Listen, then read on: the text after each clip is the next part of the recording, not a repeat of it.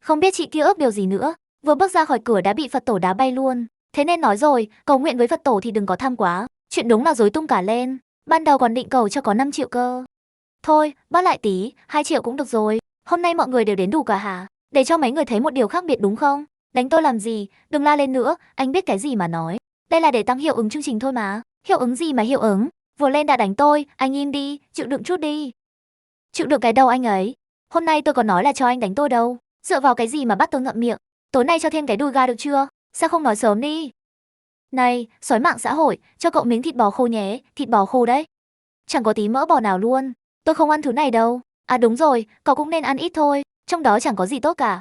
Toàn là khoa học và hại người. Đại ca, mau đi cứu nhị đệ đi, đến đường Hoàng. Ôi trời, anh Hoàng huynh đệ à? Hình như dưới mong huynh là nhị đệ của tôi đó, đại ca. Cứu em với, đừng sợ. Đại ca cứu em ngay đây. Gì cơ, anh là đại ca của nó à? Trời đang sáng thu, đất lạnh, tôi lấy nó làm cái đệm thôi mà. Anh có ý kiến gì ạ hả? Không, không có ý kiến gì cả.